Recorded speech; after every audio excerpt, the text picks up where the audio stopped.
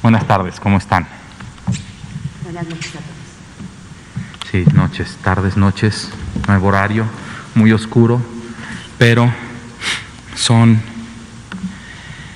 las 19:01 del sábado 14 de noviembre. Muy buenas tardes, noches a todas y todos aquí en Palacio Nacional, Salón Tesorería y en casa. Muchas gracias por acompañarnos.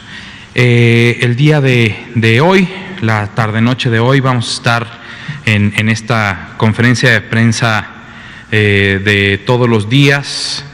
La doctora Fátima Luna y su servidor. La doctora Fátima Luna es la directora del Programa Nacional de Micobacteriosis y ya la conocen también. Ella presentó sobre tuberculosis pulmonar, el programa de tuberculosis, su tratamiento, su vigilancia, su prevención, su control, etcétera. Y en esta ocasión nos acompaña para presentar sobre lepra, luego una enfermedad que se cree que no existe en nuestro país, a veces inclusive en el mundo, y en realidad existe más de lo que uno piensa, y las personas especialistas y profesionales de la salud deben de estar bien al pendiente para diagnosticar este problema de salud pública.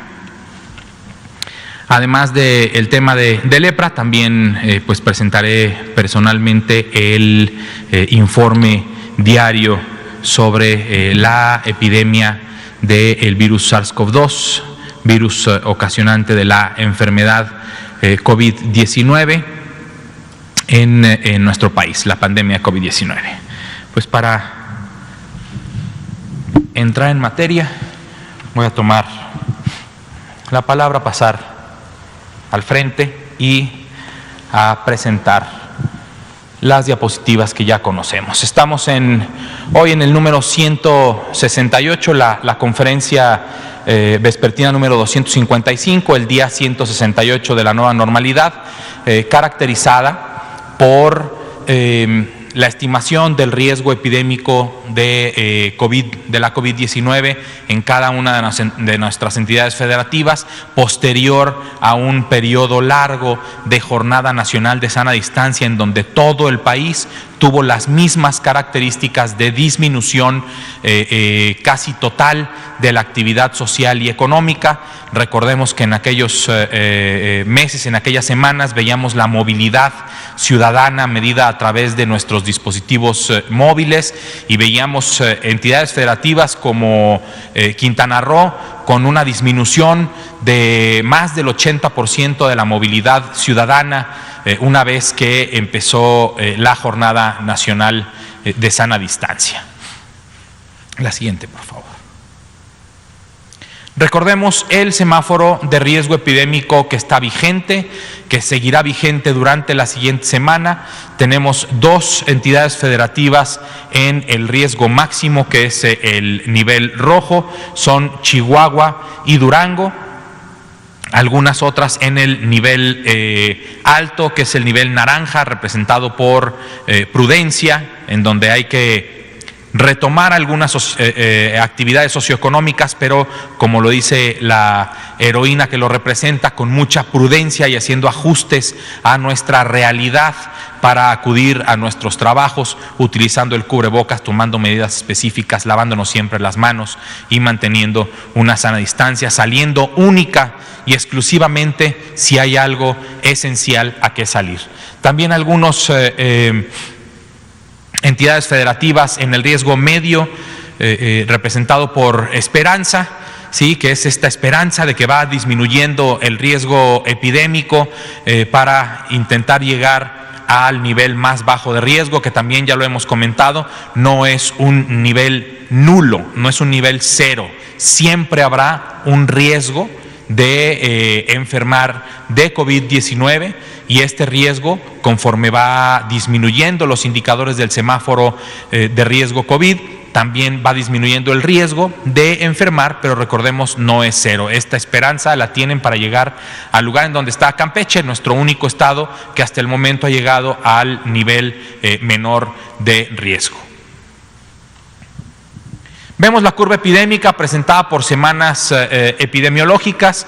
Estamos revisando la semana número 44, en donde la positividad está en un 39%. Actualmente se han notificado al Sistema Nacional de Vigilancia Epidemiológica un total de 2.604.659 personas que han sido notificadas y estudiadas, al menos con un estudio epidemiológico de caso. Recordar que no a todas las personas se les ha tomado una muestra, y no todas las muestras que se han tomado tienen un resultado, ya sea porque la muestra no se tomó correctamente, no llegó al laboratorio en el tiempo específico y correcto para poder brindar un buen resultado, y por lo tanto por eso se decide poner al total de personas notificadas por el Sistema Nacional de Vigilancia Epidemiológica. De ese total de personas notificadas, 1.222.753 personas han resultado con un, valga la redundancia, resultado negativo al virus SARS-CoV-2, y un total de 1.003.253 personas ahora han obtenido un resultado positivo. Desafortunadamente han perdido la vida y se han confirmado con el virus SARS-CoV-2, ya sea por una muestra positiva o por una dictaminación a través de los comités que así lo hacen en todas las entidades federativas de nuestro país. Un total de 98.259 lamentables defunciones de personas mexicanas y mexicanos que han perdido la vida en esta epidemia, y que lamentamos profundamente el dolor que están sufriendo y que han sufrido muchas familias mexicanas por esta epidemia. La siguiente, por favor. Esta es la curva de casos estimados, que ya había sobrepasado el 1.000.000 de casos estimados hace algunos días o semanas. Y esto es importante. De todos estos casos estimados, tenemos la epidemia activa representa el 4%.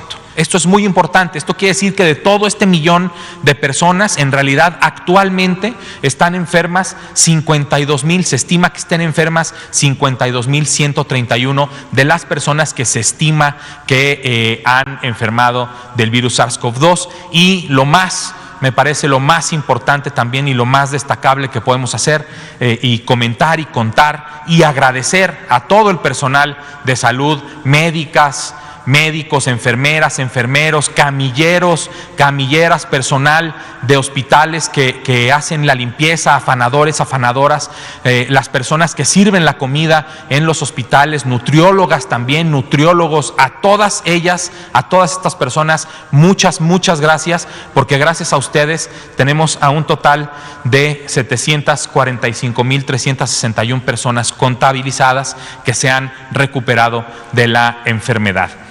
Sobre nuestra curva epidémica de casos estimados, vemos que de la semana anterior a la actual, que cierra el día de hoy, tenemos una disminución del 11%. Esto de lo que nos puede hablar es de que una vez que se identifica en los lugares en los que se ha hecho un incremento en la velocidad, un incremento en el número de contagios, un incremento en la actividad viral sobre el virus SARS-CoV-2, se llevan a cabo acciones específicas, como por ejemplo en el estado de Chihuahua, que fue la primera entidad de la República en regresar al nivel máximo de riesgo. Se están haciendo desde hace semanas actividades específicas para volver a mitigar la velocidad de contagio, el número de contagios, y que vuelva a disminuir la curva epidémica, el número de personas afectadas y sobre todo lo que se está haciendo, el número de personas que desafortunadamente pierdan la vida.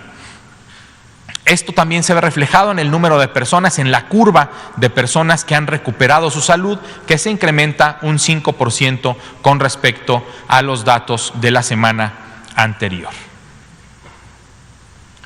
Esta curva, también ya muy conocida por todos nosotros, por todas nosotras, es la curva epidémica de las defunciones, también presentada por semana epidemiológica, la semana que está cerrando el día de hoy, la número 44, con un incremento del 3% con respecto a la semana epidemiológica anterior, un total de 98.259 personas que desafortunadamente han perdido la vida y 584 personas que también perdieron la vida y que tienen una posibilidad de tener un resultado. El resto de las personas que desafortunadamente han perdido la vida, pero que se sospecha de haber perdido la vida por el virus SARS-CoV-2, algunas que no tienen muestra y algunas que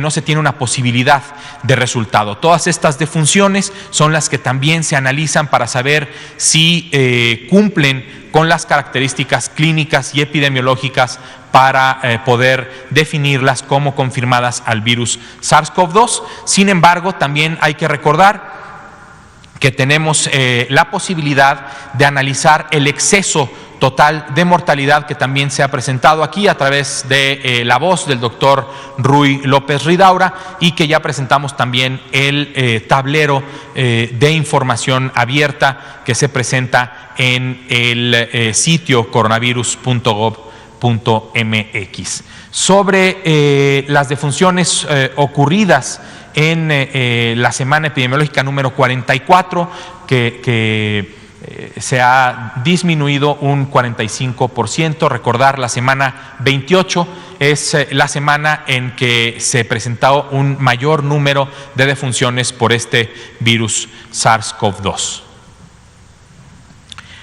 Hoy se presenta este gráfico, a diferencia de otros días que se presenta el gráfico por entidad federativa, las barras sobre la ocupación hospitalaria de personas con infección respiratoria aguda grave que pudiera o no utilizar un ventilador o un respirador mecánico. Podemos observar cómo se continúa con una tendencia al incremento en el número de personas o de camas ocupadas en la red IRAG, definida por los servicios de salud de todas las entidades federativas, y que lo notifican a un sistema de información específico en donde notifican el número de camas disponibles para infección respiratoria aguda grave sin ventilador mecánico, sin respirador mecánico y con respirador mecánico, y todos los días se va actualizando este sistema de información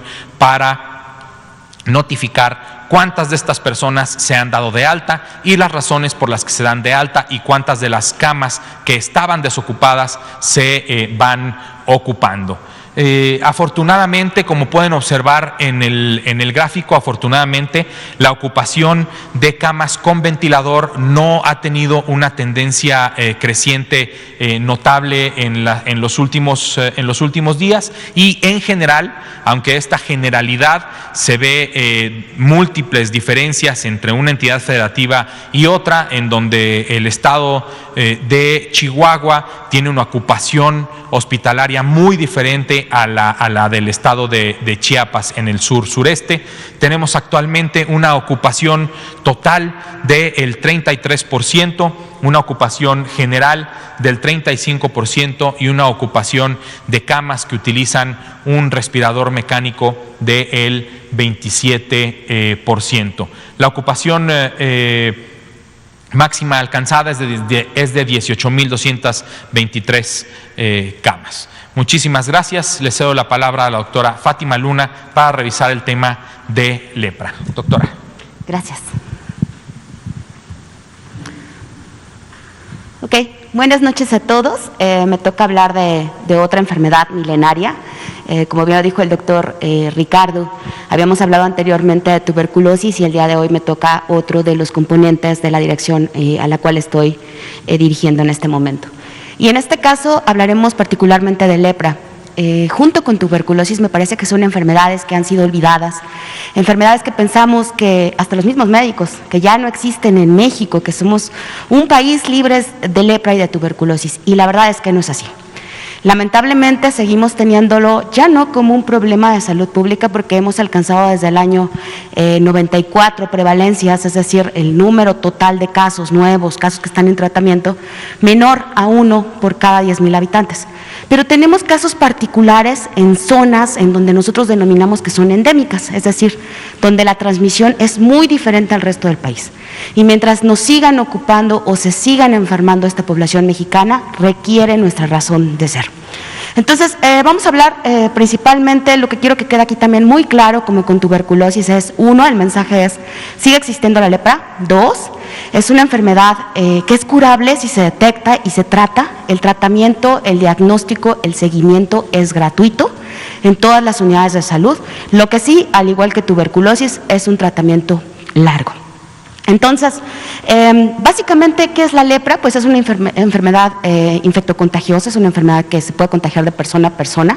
Es producida también por una bacteria, un bacilo, que es primo del bacilo de la tuberculosis, Mycobacterium leprae, y por las características de esa bacteria hacen que sea difícil el tratamiento, que no utilicemos los mismos antibióticos como para enfermedades bacterianas más comunes, que necesitemos ampliar estos tratamientos, que algunas tomas en el caso de lepra tienen que ser supervisadas y que se tengan que combinar estos medicamentos. Estos medicamentos también no son de fácil acceso, es por ello que OPS, desde que nosotros iniciamos esta poliquimioterapia, porque es la asociación de 2 o más fármacos, lo recibimos como donación por parte de la Organización Panamericana de la Salud.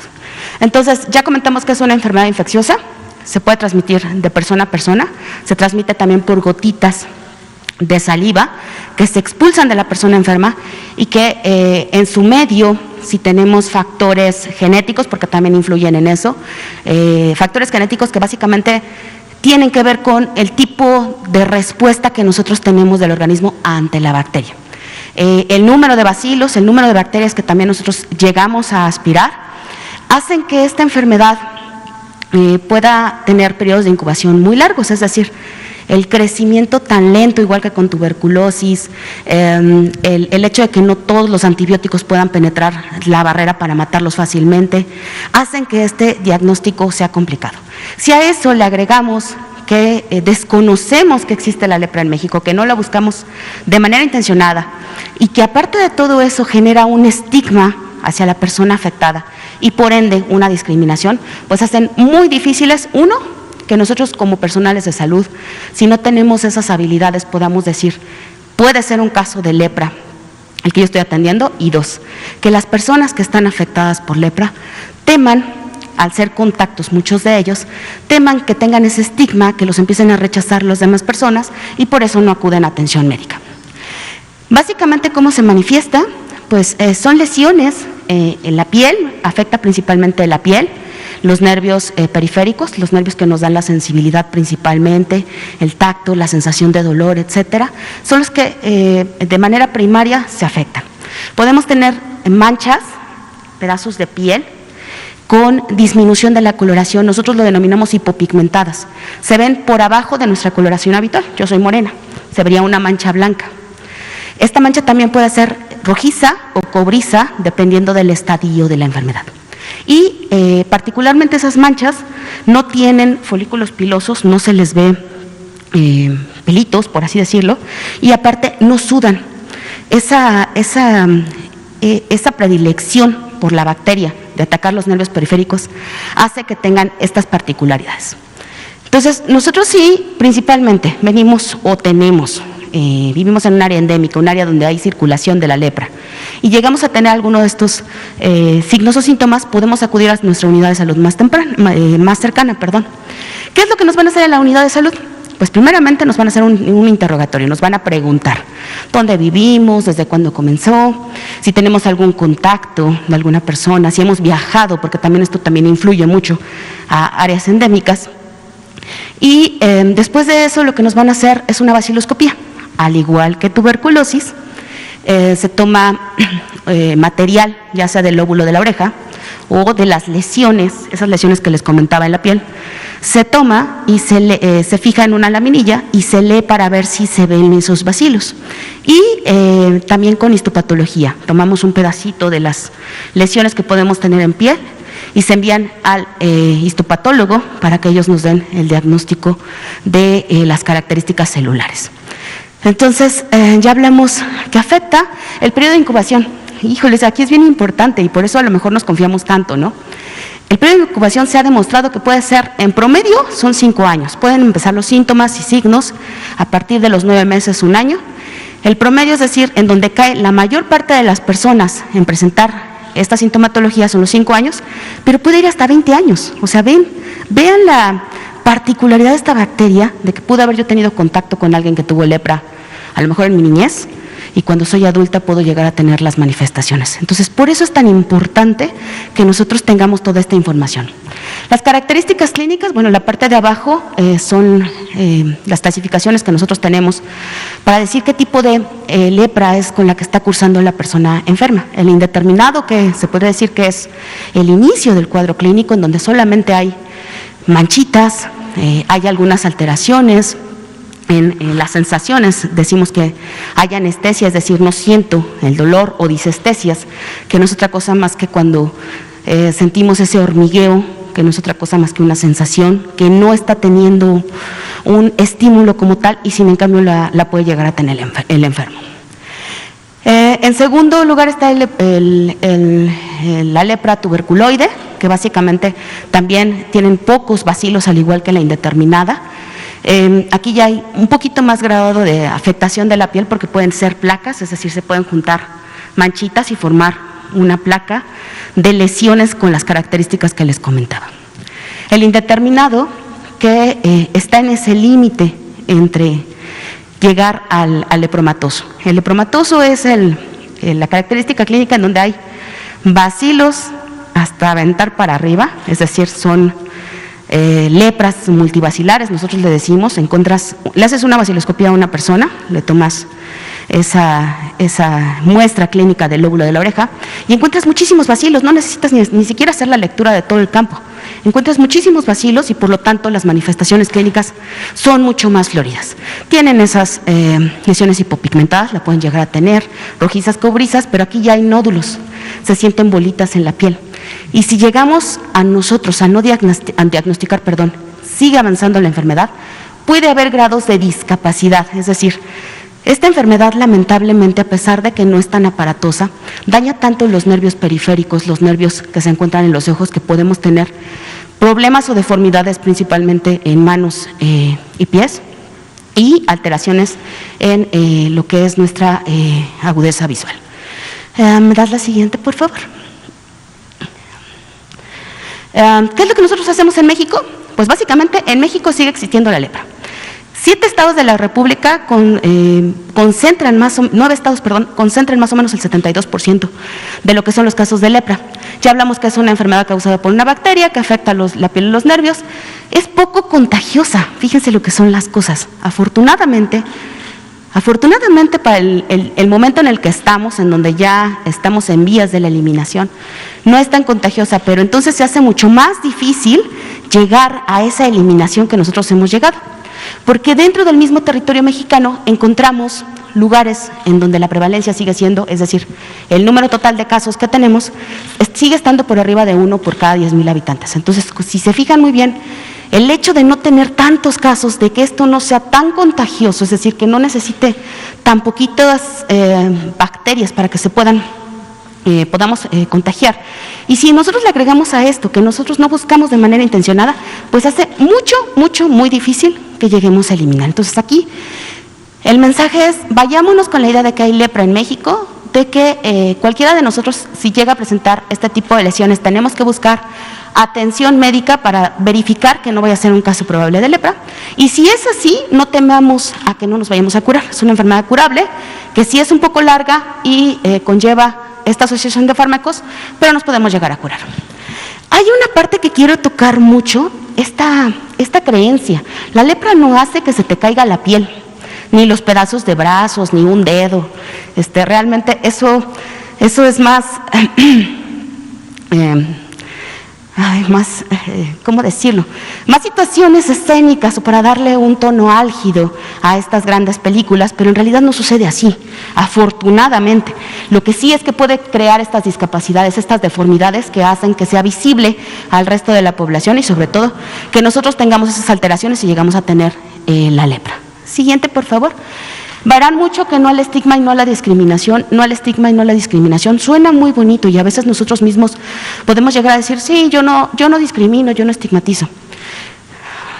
¿Realmente lo hacemos o no lo hacemos? Hagamos ese análisis, nuestro cargo de conciencia, y chequemos que teniendo toda la información, nosotros mismos vamos a quitar todas esas barreras, sabiendo que no me voy a contagiar, o el Señor no se va a contagiar conmigo si yo padeciera lepra y estuviera un momento tocándome, no se va a contagiar. Necesitaría un contacto estrecho durante mucho tiempo, viviendo y conviviendo junto a mí, y si tiene los factores genéticos, podría desarrollar la lepra. Si yo de momento tengo un contacto mínimo, no la voy a desarrollar. En el mundo, ya lo ven, básicamente sigue existiendo la lepra, principalmente en Asia. En América, lamentablemente, somos la segunda región de la Organización Mundial de la Salud que tenemos casos, o el número mayor de casos, principalmente porque se concentra en Brasil. Brasil es un país grande, con mucha población y también muy afectado por la lepra. Otros países que tienen casos de lepra por arriba de México, al menos en el año 2019, es Venezuela, Paraguay, Cuba. Nosotros en 2019 tuvimos 182 casos a nivel nacional nuevos de lepra en cualquiera de sus formas en México. Lamentablemente, el hecho de tener casos de lepra en niños indica que nosotros no estamos haciendo un adecuado estudio de contactos. Al igual que en tuberculosis, estamos hablando de enfermedades que se contagian, en donde no solamente se trata a la persona, sino debemos de tratar al núcleo en el que se encuentra. Y si yo no estudio a todas aquellas personas que están respirando estos bacilos, puede que en un futuro yo tenga ahí casos secundarios de lepra. Y lamentablemente, pues casi en todas las familias hay niños menores de 15 años. Imagínense la calidad de vida que va a tener ese niño, al cual nosotros, o como padres, no los llevamos a una consulta médica pensando que pudiera tener lepra, o el personal de salud no lo estudia adecuadamente, y a los 35 años tiene deformidades, tiene alteraciones visuales. La calidad de vida que va a tener esa persona, ese niñito, esa niñita, va a ser deplorable. Entonces, a nivel mundial todavía seguimos teniendo casos. En México tenemos pocos casos, pero seguimos teniendo casos en menores de 15 años. Y los grados de discapacidad. La discapacidad grado 2, bueno, tenemos 3 grados de discapacidades: sin discapacidad, que es la 0, que es donde quisiéramos encontrar a todos nuestros casos nuevos. El grado 1, en donde ya hay alteraciones visuales mínimas, y tenemos alteraciones sensitivas, pero todavía no tenemos deformidades. Y el grado 2, en donde ya hay deformidades. Entonces, a nivel mundial, tenemos 5.3% de casos con discapacidad grado 2. En México, en 2019, tuvimos 9% de ese total de casos, de esos 182, con discapacidad grado 2, lamentablemente. ¿Me das la siguiente, por favor? Ya les hablaba de los casos incidentes. Ustedes van a decir ahí, bueno, ¿y por qué está el 2020 y por qué bajó un poco? Porque ese es un preliminar. Hicimos el corte, o sea, hace el corte, la dirección que se encuentra a cargo de la doctora Santos Ceballos, hacen este acopio de la información y hicimos un corte hasta julio del 2020, en donde tenemos 74 casos para 2020. En estas, lamentablemente, zonas endémicas que seguimos teniendo en México, pero ustedes ven, la tendencia afortunadamente ha sido a la baja. ¿Y qué fue lo que originó que exista esta tendencia a la baja? Antes de 1982 utilizábamos solamente un fármaco. Después de, en 1990, en México, se adoptó la poliquimioterapia. Esta terapia combinada con 2 o 3 fármacos, dependiendo del tipo de lepra que tenga. Cuando nosotros hicimos eso como país, logramos que existiera esta disminución. Y esto por las características que yo les hablaba del patógeno. La característica de la bacteria, el tiempo que tarda en crecer, etcétera, no permiten que todas las poblaciones bacilares sean acabadas con un solo antibiótico. Es por eso que la poliquimioterapia ayudó a esa reducción importante, tanto de casos como de tasa de incidencia en México y en el mundo. ¿Me das la siguiente, por favor? Perdón, la incidencia, así está bien, la incidencia en México, la tasa de incidencia en México en 2019 fue de 0.14 casos por cada 100,000 habitantes. Entonces, si se fijan, está por debajo de una persona por cada 100,000 de nosotros. Es muy baja, pero aún así siguen existiendo personas. Y yo me pregunto, si esa persona fuera yo, o fuera mi familiar, o fuera alguien que yo quiero, pues me interesaría aunque fuera una sola persona. Entonces, tenemos que tener esa empatía por este tipo de personas. Esta es la tasa de incidencia, aquí lo verán y ustedes preguntarán, ¿y por qué está 0.06? ¿Recuerdan lo que les hablaba hace rato? Que este es un corte del 2020. Hacemos el corte y estamos verificando cuáles son los estados. Y lamentablemente ustedes ven que hay estados que siguen teniendo esta alta transmisión de lepra.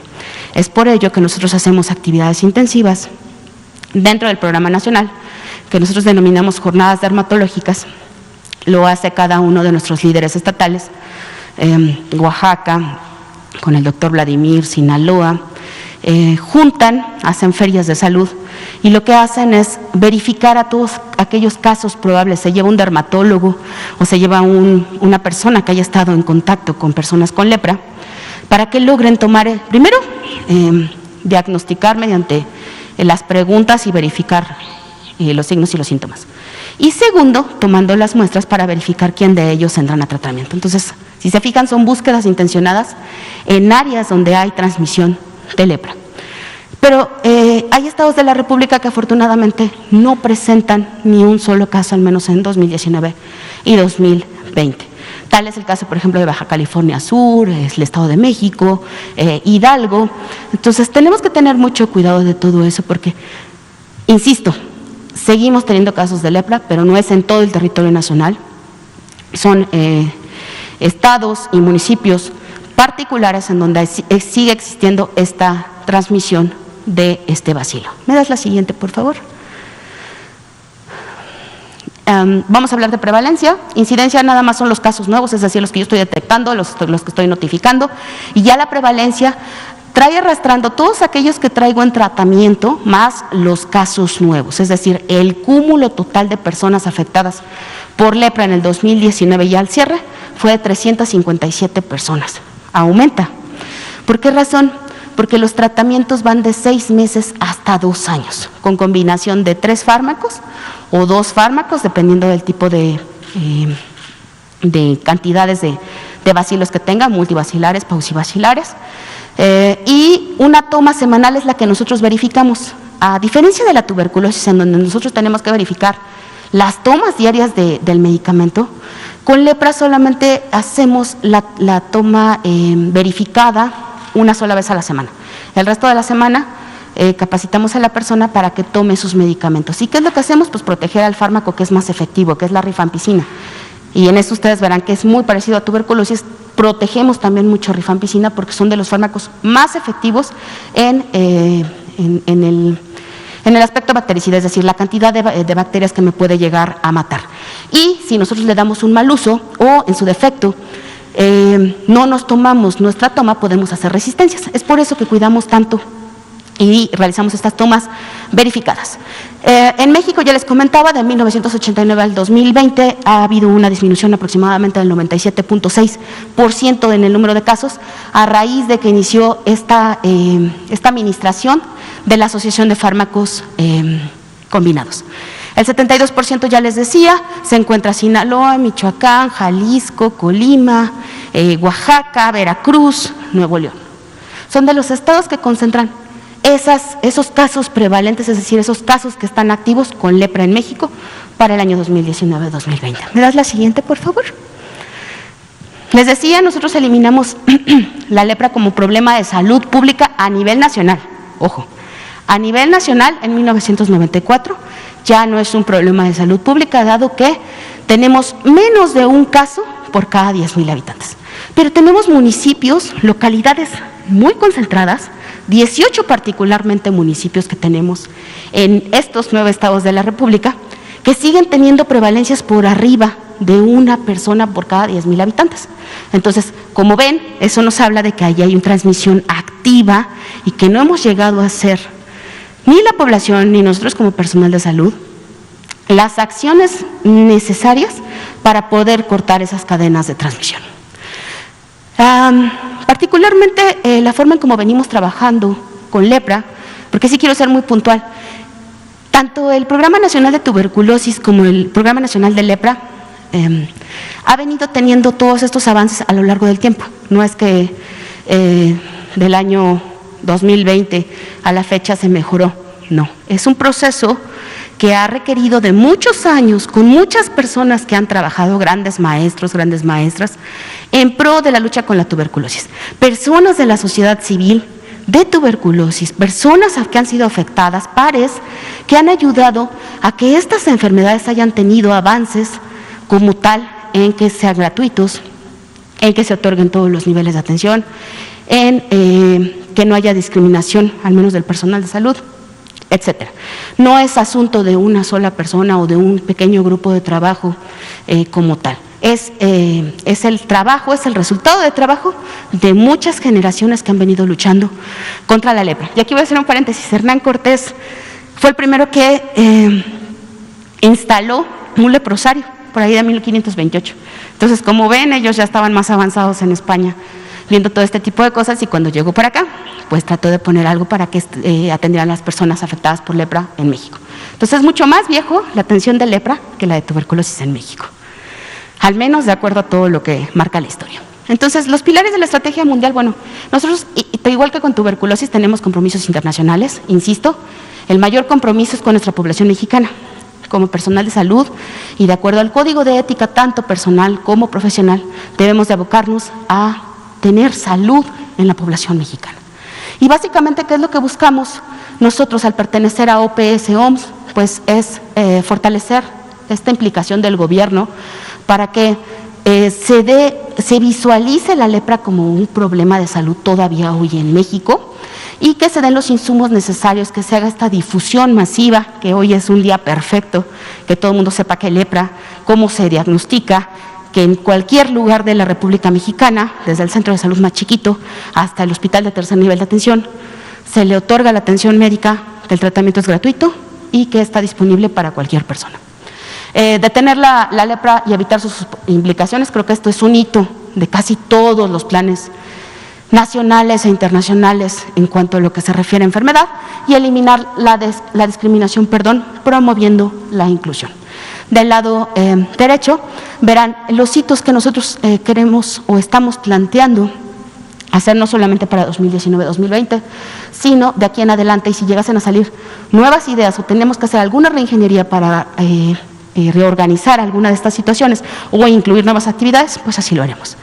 El diagnóstico oportuno es uno de nuestros hitos, el tratamiento oportuno supervisado cuando sí se requiera, esta dosis semanal, y el autoadministrado de manera diaria, evitar el estigma y la discriminación.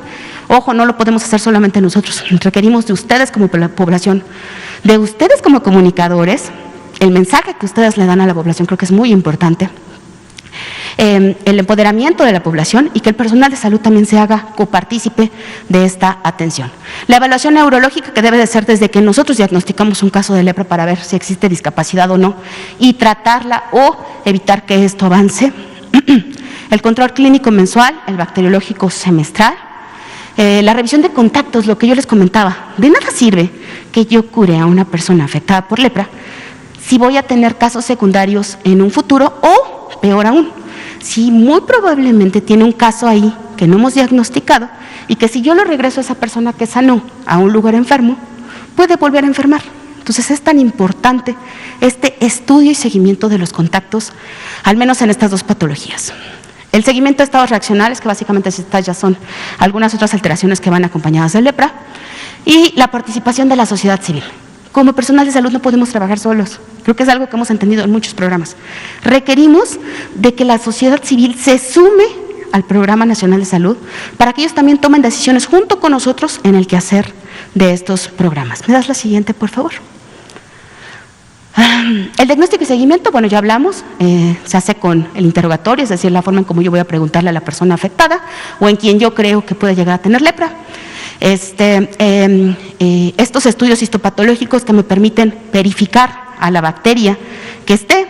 El estudio de contactos también es mucho más probable que yo encuentre casos secundarios, es decir, casos nuevos dentro de una familia en donde hay un caso de lepra, y que busquemos en estas áreas endémicas. Y bueno, el seguimiento, ¿qué es lo que voy a hacer? Pues el clínico mensual.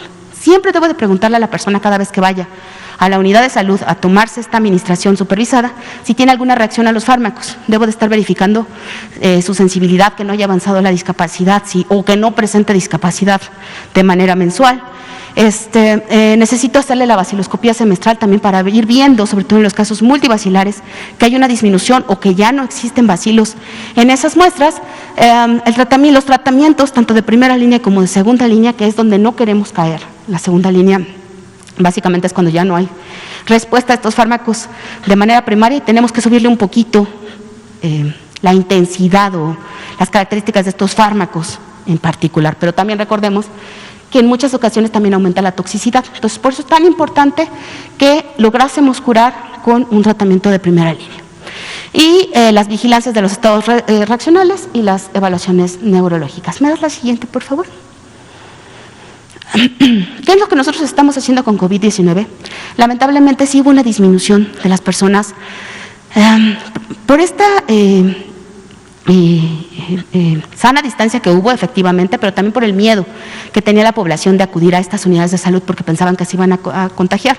Recordemos que tenemos protecciones que nos ayudan a nosotros tener menos probabilidad de podernos infectar y que si nosotros la realizamos podemos acudir a las unidades de medicina familiar o a los centros de salud o a los hospitales sin ningún problema. Pero entonces nosotros favorecimos, enviamos unos lineamientos en donde lo que estamos tratando de hacer es que en aquellos lugares en donde haya promotores de la salud verifiquen este estudio de contactos, que se haga la evaluación clínica mensual que les comentaba o la administración del medicamento semanal con un horario en específico o que tengan citas en específicos lugares porque que no entren, que esté junto al filtro de COVID, etcétera, etcétera. De igual manera, estamos buscando de manera intencionada, estamos tratando de asegurar los insumos para estas personas. Se enlenteció en algún momento hasta la misma paquetería, pero ahorita parece que está recobrando todo, no su normalidad, pero por lo menos ya tenemos los mismos tiempos que anteriormente de llegada de fármacos a los estados. Y sobre todo asegurar la ingesta, capacitar a una persona, a ser alguien responsable de la comunidad y sobre todo aquí a alguien familiar para que verifique esta toma de los medicamentos. ¿Me das la siguiente? Recordemos, en México el tratamiento es gratuito, confidencial, y seguro. Hay pocas reacciones adversas, sí las llega a ver, no voy a mentir, pero realmente la vigilancia que se ha hecho demuestra que, a pesar de que se combinan todos estos fármacos y que es tiempo prolongado, no tienen tanta toxicidad para crear efectos como tal que puedan mermar la vida de las personas. En vigilancia epidemiológica, ¿qué es lo que requerimos? Fortalecer los comités estatales, los jurisdiccionales, el mismo nacional, CEBES, COJUVES, CONAVE, etcétera, etcétera. La calidad del dato en el seguimiento, en el estudio epidemiológico, porque eso nos permite a nosotros tomar decisiones. La capacitación al personal de salud, tanto para la vigilancia epidemiológica como para el programa, en el seguimiento hasta la clasificación final. Los indicadores, que eso básicamente nos hablan de cómo está funcionando el programa en ciertas áreas o en ciertos estados y nos permiten valorar si hacemos asesorías, no hacemos asesorías, a quién hay que darle seguimiento más puntual, etcétera. Siguiente, por favor. ¿Cuáles son los retos que nosotros tenemos dentro del programa nacional, esto ya del programa nacional de lepra? Pues cortar cadenas de transmisión. Creo que como cualquier enfermedad infectocontagiosa lo que queremos es que no haya más infectados por esta enfermedad bacteriana. Cero estigma y discriminación, es difícil, pero estamos avanzando hoy. Creo que es un punto muy bueno al hacer o socializar este tema. Cero casos en menores de 15 años. Si bien buscamos que no haya casos en personas adultas, todavía más estamos encaminados a que no haya esta transmisión a personas en donde va a mermar su calidad de vida a lo largo. Evitar la discapacidad, tratar de encontrarlos en formas tempranas de la enfermedad, que no haya avanzado como tal. El estudio de contactos y la búsqueda activa de casos, porque básicamente estamos haciendo una búsqueda pasiva. Estamos en el consultorio y esperamos que la persona llegue a nosotros con estas características para poder decir si es lepra o no es lepra. No. Ir a estas zonas en donde sabemos que hay circulación de lepra y buscar de manera intencionada casos probables de lepra para poder hacer su diagnóstico, confirmación o ingresar a tratamiento. Y, pues por último, la eliminación. Avances que hemos tenido.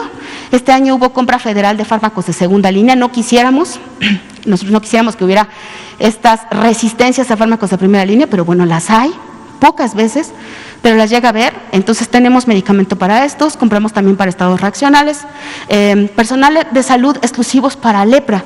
En algunas zonas, lamentablemente, no podemos particularizar, pero en zonas donde son endémicas estamos tratando, ejemplo de ello, Sinaloa, de colocarles promotores de la salud que se dedican explícitamente a áreas en donde haya alta transmisión de Mycobacterium leprae.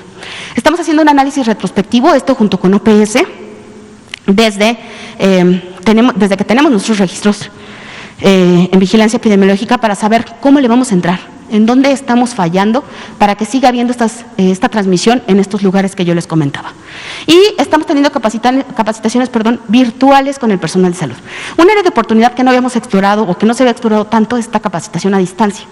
Y realmente no te cuesta nada, puedes irla fragmentado hasta en horas, en el mismo caso de tuberculosis, semanales, y capacitas a muchísimas personas. Creo que es un área de oportunidad que deberíamos de aprovechar todavía más. Entonces estamos avanzando en esto. Siguiente, por favor. Y bueno, el mensaje final. ¿Qué hacer? Si yo tengo manchas, una o más, tengo placas, es decir, se me están juntando esas manchas, o tengo bolitas en cualquier parte del cuerpo, y aparte de eso ya tengo alteraciones en la sensibilidad, me pellizco y no siento, o me pegué y no siento, no me suda ahí, no me salen vellitos, y puedo llegar a tener alteraciones del movimiento, que esto espero que no. ¿Qué tengo que hacer? Acudir a la unidad de salud más cercana a mi domicilio.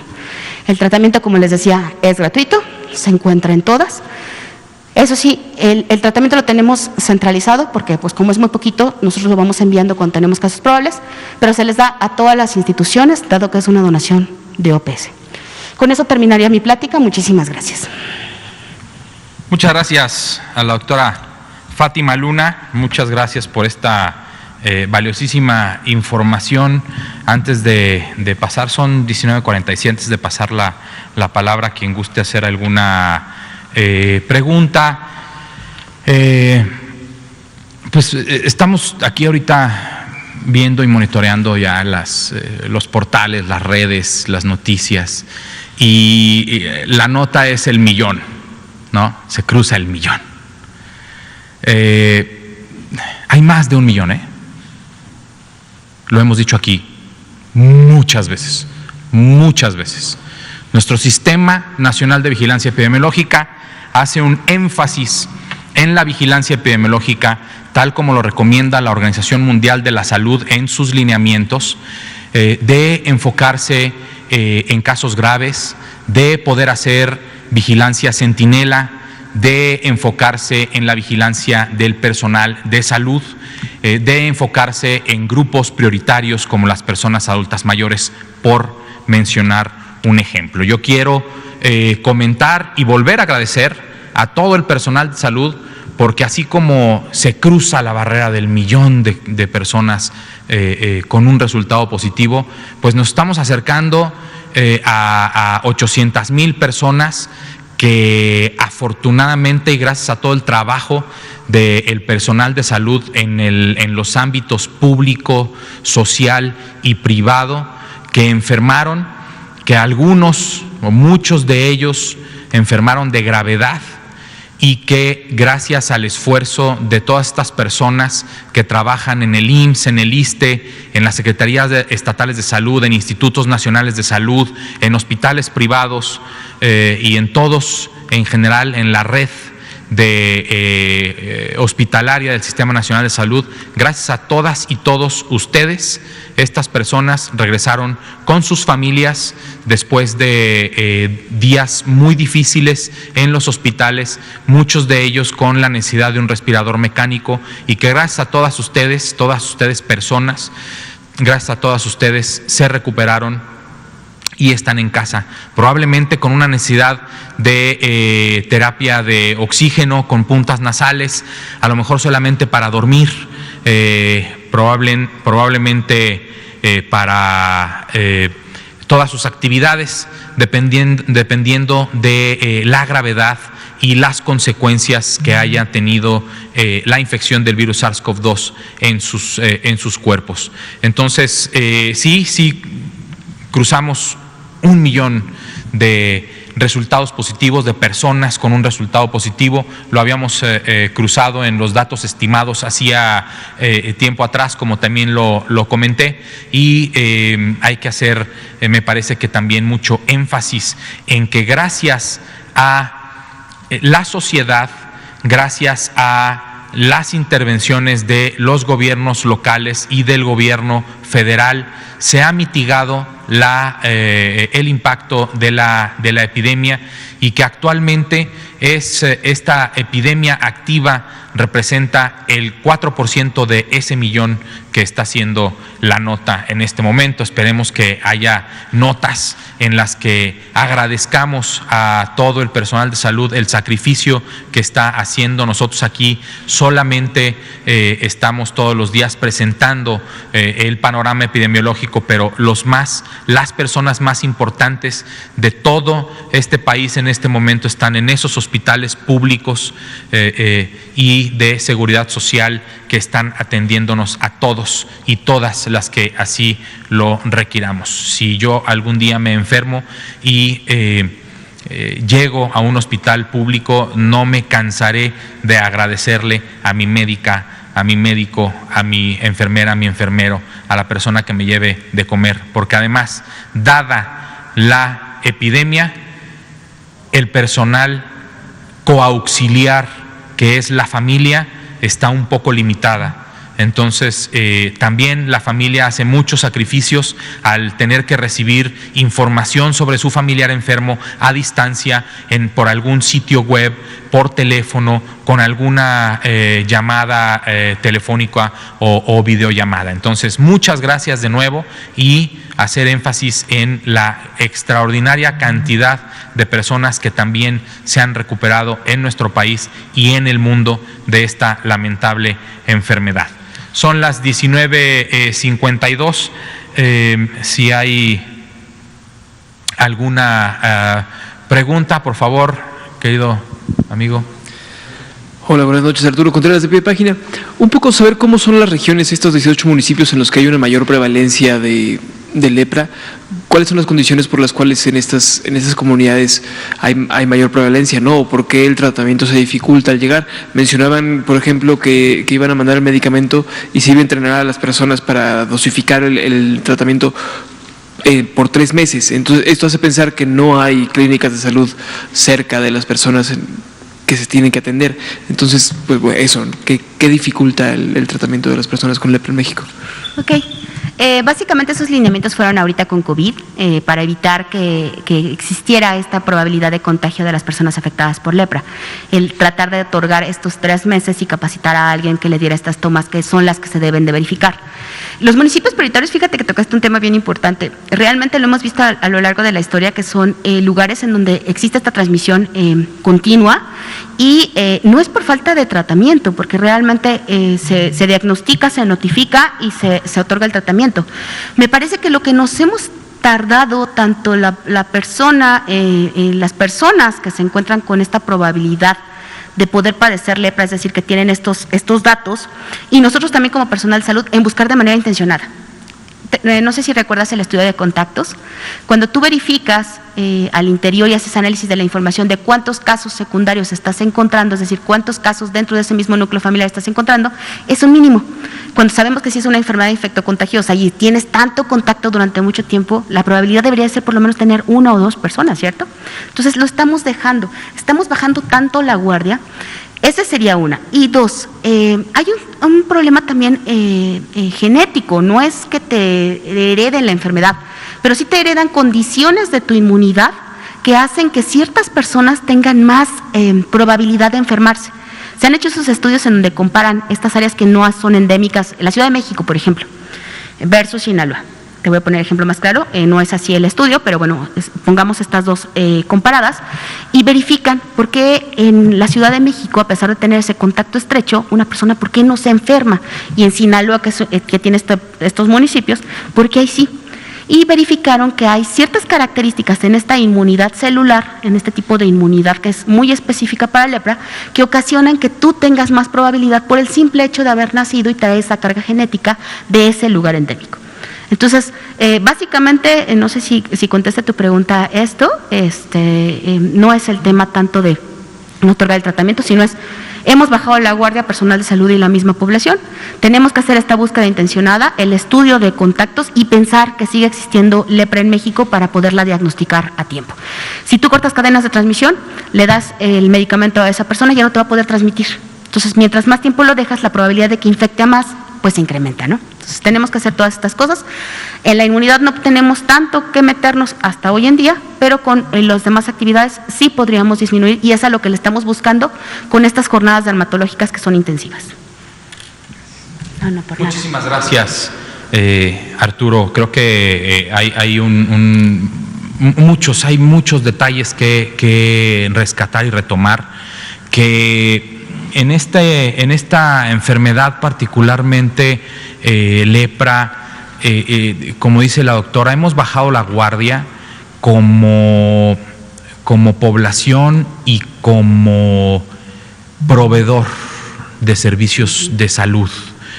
En los últimos años nos enclaustramos en las 4 paredes de los centros de salud, esperando a que la gente, sin que nosotros como autoridad de salud saliéramos a la calle, saliéramos al campo a hablar con las personas sobre qué es la lepra o qué es la tuberculosis o qué es cualquier otra enfermedad diarreica o qué es la influenza. No, estamos esperando en nuestro centro de salud a que la gente se acerque. Nosotros ahora lo que queremos hacer es salir al campo. La salud pública y la epidemiología se hace en campo y hay que salir, hay que hablar con las personas, hay que estar con las personas, hay que acercar los servicios de salud y sobre todo los servicios de promoción de la salud para que todas y todos conozcamos cuáles son las enfermedades que nos aquejan en nuestro sitio específico en donde vivimos, cuáles son más, cuáles son menos, de cuáles hay que cuidarnos, cuáles son nuestros riesgos sanitarios, cuáles son nuestros riesgos a la salud. Hay que conocerlos, hay que administrarlos entre sociedad y proveedor de servicios de salud, ya sea público, social o privado, para poder continuar o mantener nuestro nivel de salud, nuestro estado de salud, o recuperarlo una vez que lo hemos perdido y que estamos viviendo con alguna enfermedad. Creo que es muy importante y esto nos ha servido mucho también durante esta epidemia.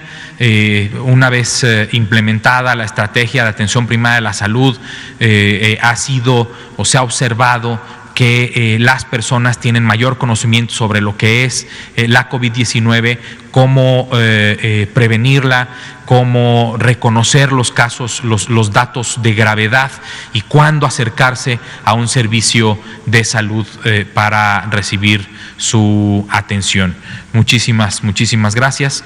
Queda un minuto y lo voy a aprovechar para de nuevo agradecer al personal de salud de todos los hospitales de nuestro Sistema Nacional de Salud, público, social o privado, que están trabajando a veces en un turno en uno, en el siguiente turno en el otro, y luego se van al privado en la noche, o viceversa, o al revés, o en diferentes combinaciones. El mismo personal de salud atiende a muchísimas personas. Gracias, muchas gracias a todas y todos ustedes. Y también, para cerrar, muchas gracias a la sociedad civil, a las personas que desde sus casas se han quedado, se han cuidado, han utilizado su cubrebocas correctamente, se han lavado las manos frecuentemente, han mantenido su sana distancia y han hecho caso a lo que nosotros desde aquí, pero también sus gobiernos estatales, sus gobiernos municipales, importantísimo, y muchas gracias a todas las alcaldesas y alcaldes de nuestro país que han trabajado junto con nosotros, mano con mano, para tratar de mitigar este problema importantísimo de salud pública. Muchísimas gracias. Buenas noches, nos vemos mañana. Buenas noches.